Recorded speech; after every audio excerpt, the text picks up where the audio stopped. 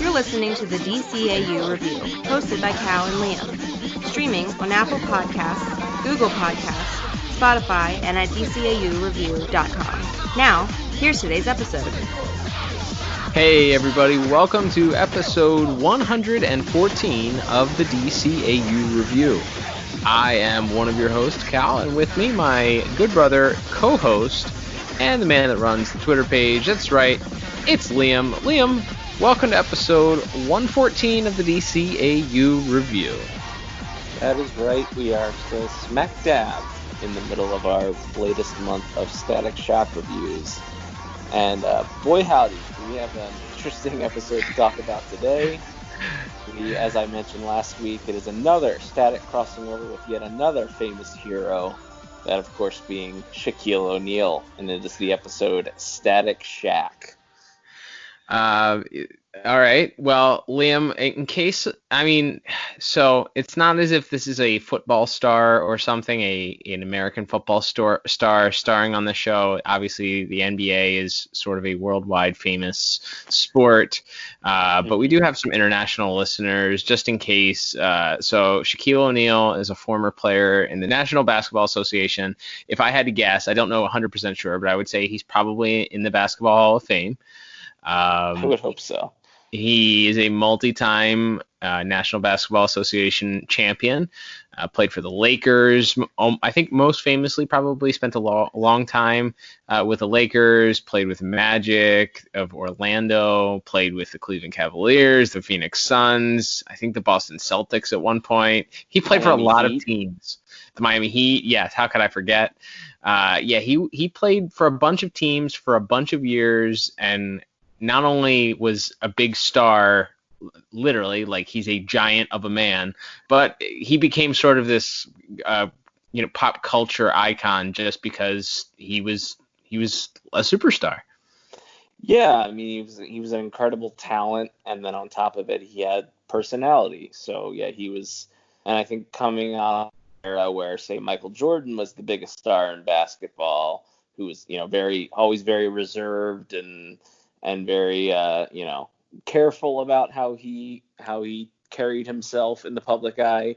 You got a guy like Shaq who is kind of, he was willing to kind of play the game a little bit more and sort of, hype himself up in the media. And that led to kind of a pretty big second career for him in advertisements and movies, including a 1990s DC Comics themed movie, as he played a version of John Henry Irons' Steel. Who could forget? In a major motion picture. I think that was, if I'm not mistaken, I think it's Academy Award winning. I would hope so. He definitely won an Academy Award for that. Indeed. But yeah, you're right. He was this big kind of cultural icon for sure. Yeah, so there's sort of a grand tradition in television to have, the celebrity guest star show up and just kind of stand around and be the celebrity guest star. And we kind of avoided a lot of that in Batman or Superman, or it's funny, we've talked about it. We've had plenty of very famous or recognizable voice actors over the years, but they're very rarely, if ever, playing themselves. That is not the case with Shaq in this here episode. Yeah, this is a bit of a rarity. And now, obviously, we've talked sort of at length both months that we've done Static, and that it was sort of in its own universe for a period of time. So this kind of speaks to that. We don't see Bruce Wayne hobnobbing with celebrities of the early 90s who may or may not have gone on to become president at some point. We don't see Clark Kent interviewing any politicians, any real actual politicians. We rarely see any real life people depicted in other DCAU shows. So this does kind of stick out on its own. And well, before we jump into discussing the plot, Liam, I think we need to consult the Internet Movie Database official synopsis for this week's episode, Static Shaq, which originally debuted back on February 16th, 2002 on the Kids WB. We just passed the 18-year anniversary of this back in February. How about that? Yeah. And this is the synopsis for Static Shack, which was written by Christopher Simmons, directed by Dennis Cowan, with music by Richard Wolf and animation by Coco Enterprises. And that synopsis reads as such, although I should note that I'm self-editing this a little bit to make it a full sentence. Anyway, the synopsis sort of reads as such. Barrett and some of his friends are sniffing out Static's alter ego Virgil, but special guest star Shaq helps knock them off the trail. Got it. Well, I would say that last part there could be debated, but okay. So we are introduced at the beginning. We find out that Static's dad just happens to know Shaq. That's how this happens. Total. Who'd have thunk it? It very much feels like, and I mentioned this kind of a little bit at the top, but like this is very much how like a sitcom from the 80s or 90s would have their celebrity guest star. Like you'd be like, Dad's bringing a friend to dinner, and then Mike Tyson walks into the room, and the studio audience claps for 30 seconds while all the actors stand there and stare at each other and wait for the applause to stop, and then and then they say a witty line, and the crowd laughs, like, and that's right. Very much what the setup is here, where yes, we open with Static fighting this trio of Bang Babies called the Rough Pack, and it's two we've actually dealt with before, which is Ferret and Kangor, and then we have their leader, who only appears in this episode and is never mentioned again, named Hyde, and they're trying to steal guitars from some nondescript musicians. Static stops them, but his way of stopping them is to just lock them in a room, and then forgetting that they have superpowers, and so Kangor just stomps a hole in the floor and they get out. But in that fight, Static's jacket is torn, and so Ferret and his super sniffing skills they decide they're going to track down Static in his alter ego. But of course, first, as you mentioned, the main plot of the episode, however, is Virgil rushing to meet his dad and his sister at the community center because his dad wants him to meet his old friend, who just happens to be legendary basketball star Shaquille O'Neal. Kids, I'd like you to meet an old friend of mine, Shaquille O'Neal. Huh? Good to meet you, Mr. O'Neal. I'm Sharon. Good to meet you, too. And it's Shaq. What's up, little man? You must be... Shaq? No, I'm Shaq. You gotta be Virgil. Heard a lot about you. This is Shaq! You? I met Shaq at a basketball camp a while back when he was just about your age. Yeah, Mr. H was our counselor. Used to call him the big man. We've been tight ever since. Shaquille's in town on a publicity junket for the weekend, but he's volunteered to do a basketball minicamp while he's here. Yeah, and I mean, it also, you mentioned the sitcom parallel, and it reminded me also of like how either Scooby-Doo or the Super Friends would also treat guest stars back in the day. There's a lot of Super Friends / Scooby-Doo / Hanna-Barbera vibes that I get from this episode. Agreed. But let me just lay this out in pure, plain, clear English first and foremost. This episode is not good. However, in the vacuum of what it is, as far as a DCAU episode, this is bad. This is very bad. This is a very, very, very, very bad episode. As far as a piece of entertaining cartoon, which I feel like we have to almost do that for at least the first 2 seasons of Static, if not the majority of the episodes. But you have to sort of take them out of the DCAU for those initial 2 seasons and sort of just kind of look at them on their own as cartoons. So, with that said, as far as what this episode was, I didn't absolutely hate it. As far as the plot is concerned, I thought it would have been very easy to make Shaq like the hero of the episode. And I feel like they do a fine line of walking. He certainly helps Static at the end defeat the Rough Pack.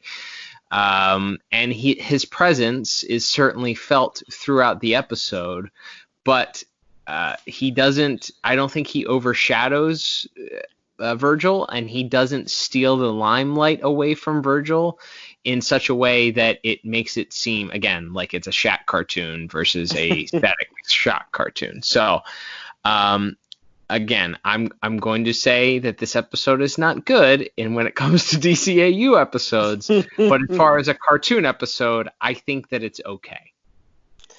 Yeah, I think that about covers it. You mentioned like Hanna-Barbera cartoons. The big one that comes to mind is like Scooby-Doo meets the Harlem Globetrotters, and they defeat the villains with basketball. And it doesn't quite go that far. Like you said, there is kind of a scene towards the end of the episode as the Bang Babies have once again tracked down Virgil and Shaq. Or like the whole episode is Virgil's trying to play one-on-one basketball with Shaq. And he finally is getting his chance, but then the Rough Pack tracks him down again, and Virgil kind of reveals his identity to Shaq, or Shaq kind of puts it together, and Shaq kind of holds off the Rough Pack for a couple minutes until Virgil can get the change and do gear. But yeah, Shaq doesn't single-handedly defeat all of the superpowered characters with basketball, so it didn't quite go as far as maybe some of those older cartoons. But yes, it's in that vein. No doubt about that. But yes, it is fun. I think I genuinely think that if you're going to have a character whose power is sniffing or a sense of smell, that like this was a clever way to use him in a way that isn't lame. Like, sure.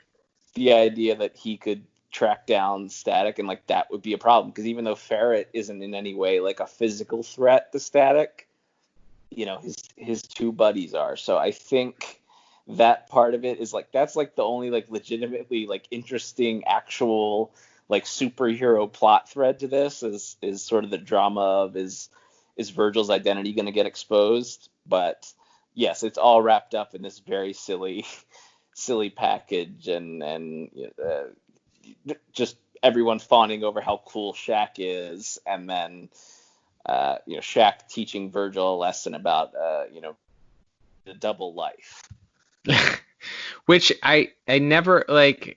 I get what he was going for, but I wouldn't have ever thought that would have been the lesson of this story, that Shaq also leads a double life. That I don't know. I get it was it was an interesting decision to kind of make that, because otherwise there really is no moral of the story, and if this is your aimed at younger audiences kids show cartoon, there needs to be a lesson at the end. So yeah, I guess that's the lesson, is don't spread yourself too thin and make some time for yourself. But I don't know. That part of it does not succeed in whatever message it's trying to tell. But to your point, in a vacuum, as just a silly, wacky cartoon story featuring a celebrity, it's fine. It's fun in that way. Okay, if we're fantasy pitching this story, like if we're back in 2002 and we're fantasy pitching this story, do you think that it would have been better if the bad guys had simply kidnapped Shaq and it would have been Static's job to save Shaq? Yeah, I think so. Because again, you can still kind of throw that drama because there's even a spot where like Ferret's sniffing around, and I was like, okay, so like he smells Static. Not that he thinks Shaq is Static, but he smells Static on Shaq, and he goes, oh, well, you must know Static then. And they kidnap him, and then Static's dealing with, with everyone asking, like, well, why did they kidnap him? Why did they think he knows Static? And Virgil's kind of dealing with that. Yeah, that could have added a little bit more to the drama of that, with him sort of, again, and we talked about this, I think, in the first few episodes. There's a lot of, like, old Spider-Man in the DNA of For a sure. lot of these of Static and of some of these Milestone comic characters, and that sort of would have added to the the hero blaming himself for endangering his friends or whatever. Yeah, so you definitely could have tweaked this a little bit, as opposed to just Virgil kind of constantly being unnerved that these bang babies are on his trail. Agreed. So I did like the I'm not a huge fan of Ferret because he's looking at his face angers me, but that's the character's supposed to be ferrety, so good. I guess that makes sense. But I really do like. I liked the Hyde character. It's a shame that he doesn't make a comeback. I thought he was the most interesting of the villains there. He's very rock creature. I guess Clayface.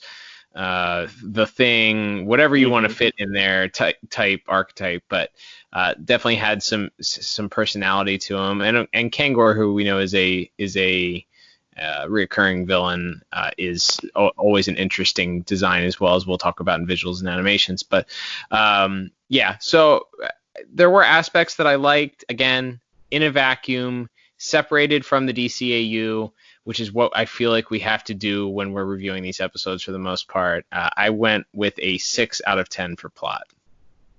Yeah, I went 5 out of 10, so kind of same wavelength there. One thing I was interesting when I was reading about this was apparently this episode was advertised very early on when Static was debuting in the first season.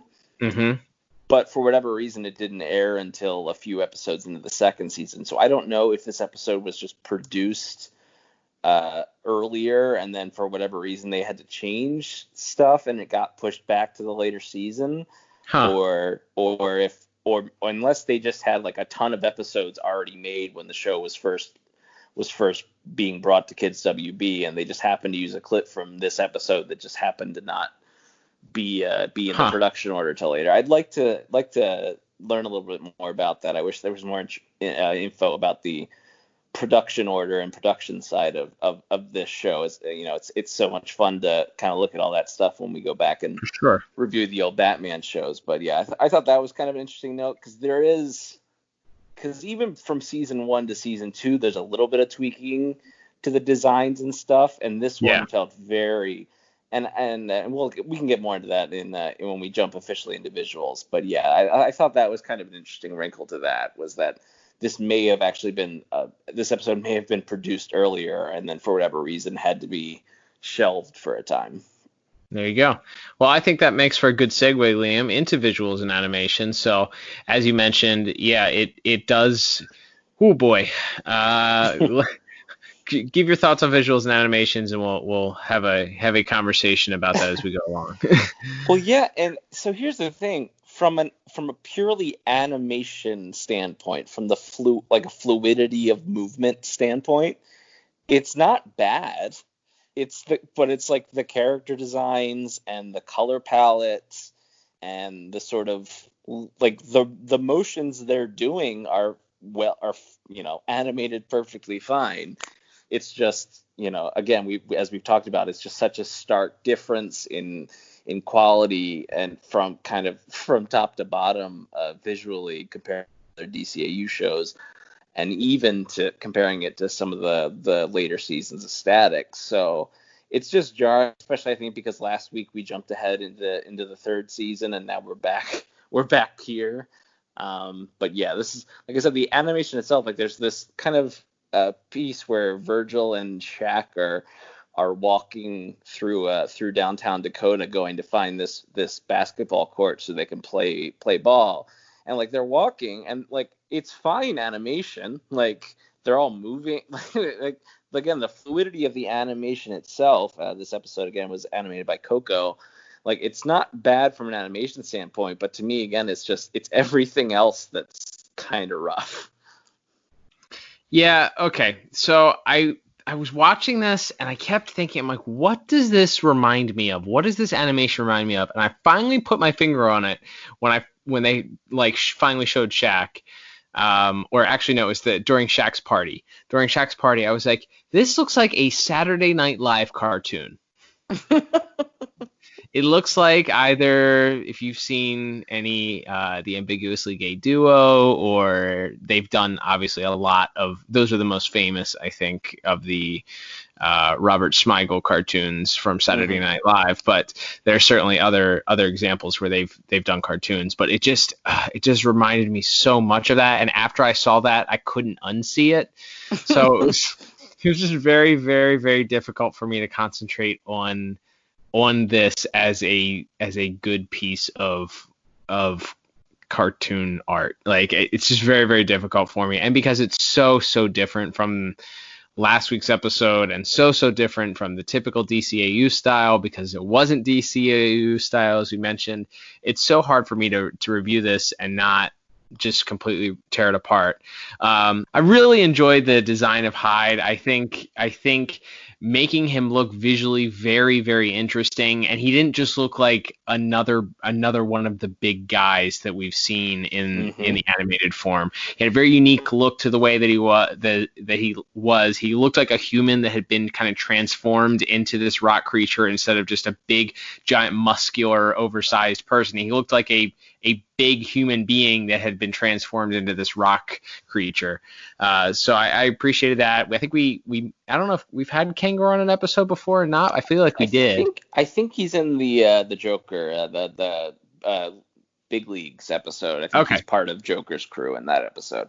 Okay, yeah, because I thought we had talked about him before, but again, another interesting design. It's unique. Obviously, his power. He's got these like kangaroo-like legs, and so he's got these giant shoes that he wears. Very, very interesting. Parrot, even though I like his face makes me irritated, he is a unique enough look.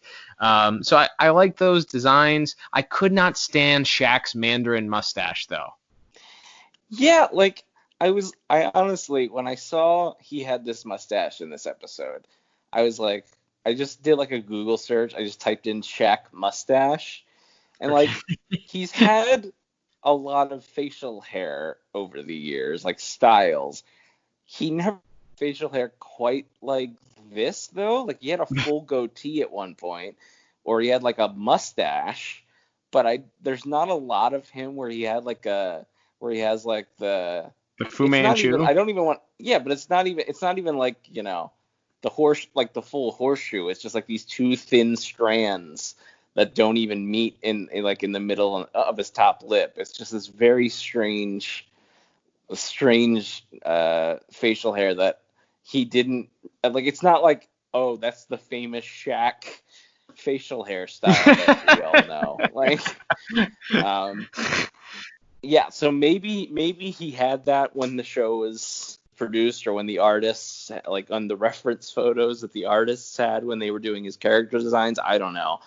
Maybe it's a reference to the Sega 2D fighting game Shaq Fu that was released in the mid-90s. There you go. There's a deep cut. That's another thing we forgot to mention. Amidst his motion picture deals and basketball stardom, he also was in a Super Nintendo like Mortal Kombat knockoff that is like legendarily bad. Yep, Shaq Fu.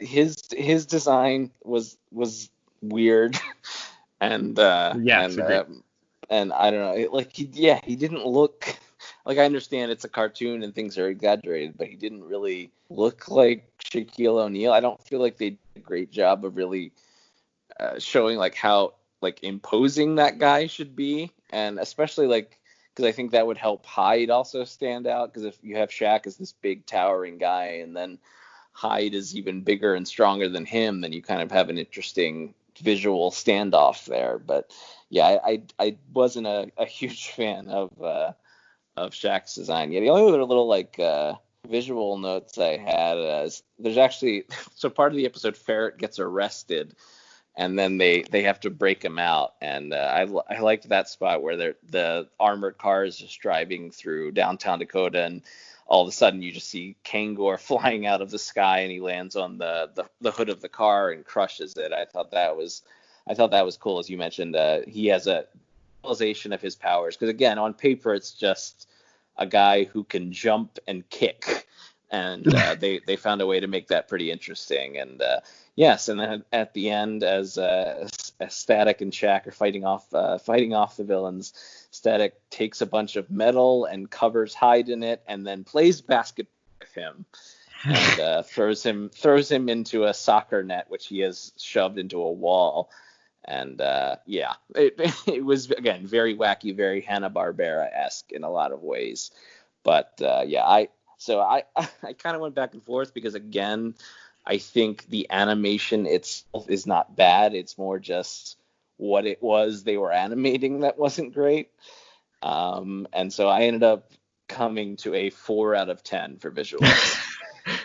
Man, we are in the same ballpark. I was kind enough to give this a 5 out of 10.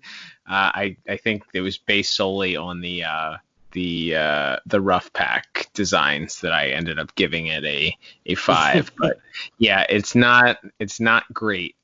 We'll just leave it at that. All right, Liam, moving on to our next category, which if you did not tune into last week's episode, make sure you go back and check it out in the archives at DCAUreview.com, because it was a historic episode for the both of us, Liam, being that we had the largest discrepancy between scores, and it came on our next category, which once again is going to be music. And there's a lot of controversy surrounding how we ended up scoring this, because you and I fell on we both thought it was unique, but I thought it was uniquely bad, and you thought it was so uniquely good that I believe you gave it a perfect score. I did, yes. So here we are again, and it's time to discuss music. So once again, I will let you go first and let you discuss your thoughts on music, and we will see if we have to break out the disagreement alarm once again. So I wasn't as much in love with the music this week as I was last week. How is that possible? It's the same exact idea. Yeah, but it's not quite the. I will say I love the Kangor theme. I think that's cool as hell. That was the only one that I could tolerate, but we'll get into that in a second. Go ahead. I like the Kangor theme a lot. I wish Shaq had like his own song. I wish there was a dude like a Run DMC knockoff rapping about how cool Shaq was when he showed up. That would have put it over the top for me. But I liked it. I didn't think anything was as standout. I certainly understand it wasn't quite as overbearing as last week. There were less lyrics to the music this week, although there was still some lyrics to a few of the songs, and I still like the season 2 Static theme, which also serves as his hero theme when he's doing stuff in the episode. So yeah, I gave music 7 out of 10 this week. Not as good as last week, but I still found things to enjoy, especially the Static theme and the Kangor theme. All right, I'll let you decide if this deserves the disagreement alarm or not, but I gave music a 4 out of 10. Ooh, okay. So the reason why I gave it 4 out of 10 is because I stand by my statement last week in that background music should not have lyrics. This is not a motion picture. This is not a feature film where you have a song playing in the background with dialogue over the top of it. It's also not mixed very well in that the vocals from the song sometimes overlap or interfere with the dialogue that's being spoken, and makes it difficult to follow what's being said on screen. That's the reason why, in my opinion, the music itself, if I didn't reiterate this last week or say it last week, I'm going to reiterate it this week. I think that having a unique style of music, I'm all on board for that. I think that the music itself, just the instrument arrangements the last couple weeks have been great. I love hearing a unique sound. My problem is that when you bring lyrics in, it takes away from what's going on screen.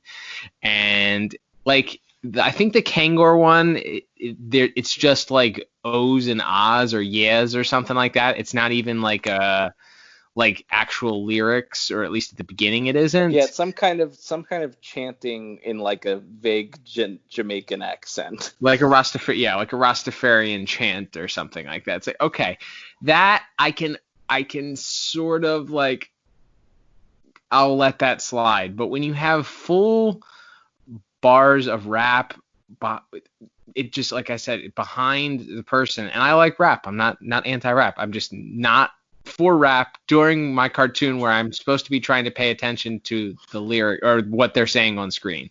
Like maybe it would get a pass if it was just in between dialogues too. But even then, I hated that last week too. So maybe I'm for the music. I hate the lyrics. That's why I gave it 4 out of 10. That's fair enough. Like I said, I don't feel quite as strongly this week. I'm not sure we need the disagreement alarm this week, but yeah, no, I still enjoyed it for the same reasons I enjoyed it last week. I didn't have as many notes about music as I did last week, so some of it faded into the background for me.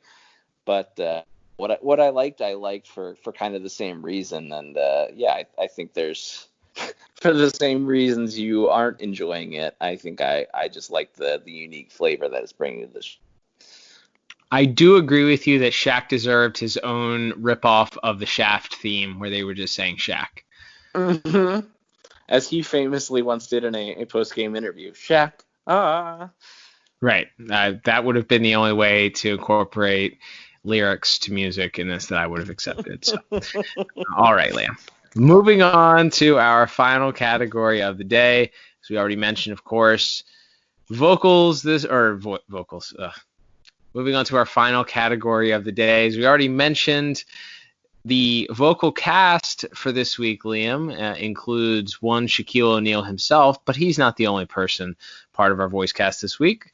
Let's talk about that. Let's highlight some voices from this week's episode. Yeah, so it's a pretty big cast. We have our regulars. We have Jason Marsden as Richie. We have Michelle Morgan as Sharon, Virgil's sister. We have Kevin Michael Richardson as playing both Virgil's dad and Kangor.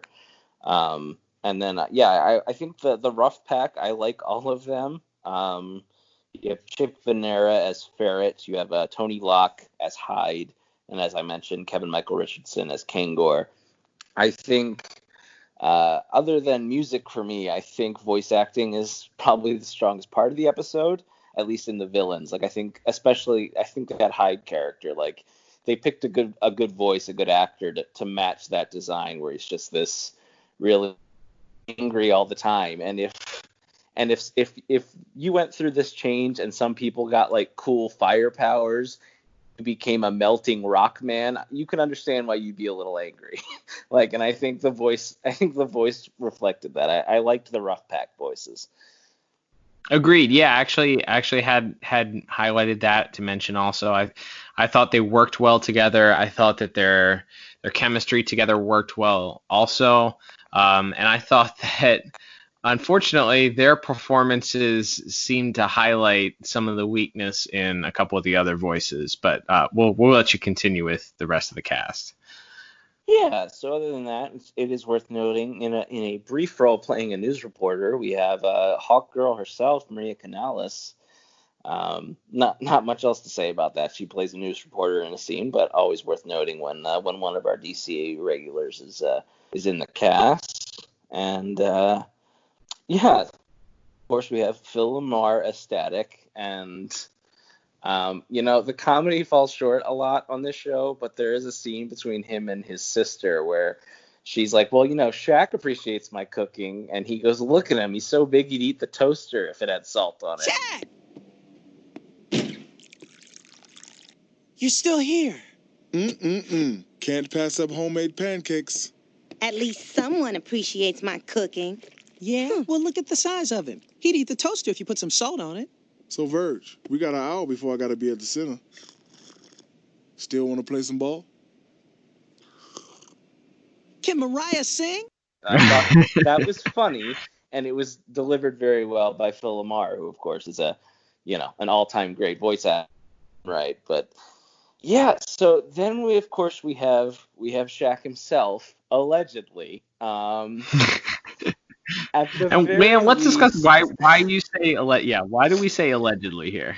this is a conspiracy theory, but I would just say watch this episode, listen to how Shaq speaks, whether you know him or you don't, and then go watch any interview, any movie or television appearance he's ever done, and see if they sound like the same voice to you, because I've listened to Shaq talk a lot over the years in various ways, and I've never quite heard him sound exactly like he sounds in this here episode. Yeah, I don't know if they did something to the pitch of his voice, or if they sped his voice up, or they slowed it down and changed the pitch. I don't know, but from my recollection, when he first started talking, I was like, wait, did they get a fake person to do Shaq's voice? Like, that doesn't sound like him. Or maybe he's just, they had him slow down and enunciate, because he's sort of a fast talker from my recollection. Like, not like super fast, but fast enough, where it sounded not like him. Yeah, he speaks quickly, he speaks kind of quietly, and he has a very, very deep voice, and none of those things are how I would describe the voice performance of Shaq in this episode. So yeah, it just like, I believe, like, it's like it says in the credits that's him, and so I don't know if that was just some clever vocal engineering, or if they had like a ringer brought in to kind of like touch up a few lines. But yeah, there's at least a few lines in there where I'm like, I don't even think that's him at all. But yeah, maybe that's just clever engineering on their part. I don't know for sure, but it's distracting, because again, if you like us live in the United States and have, grew up in the era of Shaq being one of the biggest stars in the whole NBA, it's kind of distracting to have a voice that is allegedly supposed to be the real guy, that sounds not like him at all. Yeah, I totally agree. Yeah, so for all those reasons, like I said, I like the Rough Pack a lot, and I think Phil LaMarr is, as always, pretty reliable as static. I gave voice acting 6 out of 10. Might have been a little higher, but because Shaq is the focal point of most of the episode, and I found his voice so distracting, nobody else is bad. And again, the performance itself isn't bad. It's just super distracting to me, because it doesn't sound like the guy who it allegedly is. So that I think brought it down a little bit for me. So yeah, nothing terrible necessarily, but just that Shaq voice alone brought it down a few points for me, I think.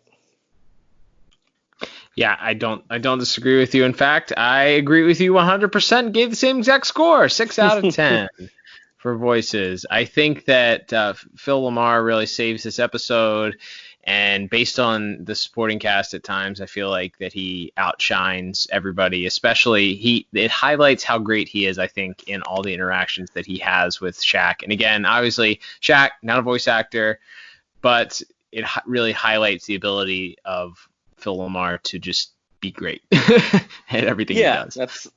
There's an art to voice acting that is that people like him or Tara Strong or people like that just as good of an actor as you can be. There's obviously a certain special talent that comes for these veteran voice actors, and Phil LaMarr is no exception in that department. Agreed. All right, Liam, let's tally up our scores, and totaling everything up for this week, I come up with a final score of 21 out of 40.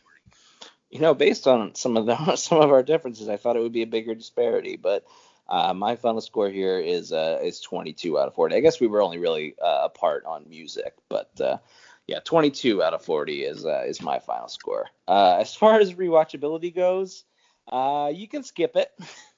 Like we said, it's funny in a vacuum, and like it's kind of a goofy thing. Like if you wanted, like we said, it's sort of this weird. It's the DCAU version of the shoehorned celebrity guest star of a sitcom or whatever. But as far as being anything important to that. It's a skip. To me, the only reason you would watch it is if you're tuning into this episode and you're just curious, like, does a DCAU representation of Shaquille O'Neal look like? That would be really the only reason that you would want to tune in. Otherwise, you can find some clips on YouTube, or if you're a subscriber to the DC Universe app, which is a wonderful app. Yep, there's fewer and fewer of us every day. They're definitely not nervous about how they're moving so much of their content over to HBO Max. As of now, you can still watch Static Shock in its entirety, all 4 seasons, on the wonderful DC Universe app. And don't forget, we don't get paid to talk about this app at all, but we would like to be. Yeah, I mean, hit us up. There's got to be a few dollars left in that budget you can throw us. Come on. That's right. Well, Liam, that will wrap us up for this week's episode. Thank you, everybody, for tuning in. As I said at the top of the program, don't forget to follow us on social media. Liam runs our Twitter page. He has a poll up there, actually, helping us decide our episode that will be chosen for the last one of the month. Liam, so that will be in 2 weeks. But next week, what episode will we be covering in Static Shock? Well, having gotten a taste of the earlier seasons again, I figured we would run right back into season 3 and try to cleanse our palates a little bit. And we are picking up with the second episode of season 3. That episode is entitled Gear. All right. Well, I feel like I know what's going to happen in that episode, but let's not spoil it. I can't wait to check that one out. Also, don't forget to check us out on Instagram. We are on there. You will get clips throughout the week of our upcoming episode. We have other things, of course, that we've been discussing on there, including the new Batman The Adventures Continue comic books. Lots of exciting stuff coming out about that. Liam, we have another bonus episode coming up next week where we'll discuss the latest installment. Can't wait to do that. Anything else that you need to talk about this week? No, I think that about wraps it up. We, as always, definitely head to at DCA on Instagram or Twitter. We're always talking about all the latest news in the DCAU, and of course just DC comics and television and movies in general. So don't be afraid to say hi. Tell us what you think. And I always want to hear from people, because I think Static Shock does hold a special place in a lot of people's hearts who watched it growing up. And does this episode have some nostalgia for you that we don't have? Because I think we talked about this. Neither of us saw this episode even when we were younger, and we kind of watched Static off and on. So there was zero nostalgia tied to this for us. So I'd love to hear even some of these older, sillier episodes of Static if there's some nostalgia tied to it. So, definitely don't be afraid to hit us up on at DCAU Review on Twitter or Instagram. And as Liam said, we'd also love to hear your feedback about the podcast as a whole. So if you have time, take a minute, if you will, and leave us a review on Apple Podcasts. Helps us out. We had a nice review a couple weeks ago from our friends at Pizza and Parsecs. Shout out to those guys. Check out their podcast as well. They're on Twitter. Great people there. So. If you leave us a review, it helps us out. It also lets us know what direction you guys like hearing us talk about these Static Shock episodes. But until we return next week, I am Cal. And I'm Liam. And we'll talk to you on the next episode of the DCAU Review. Bye-bye.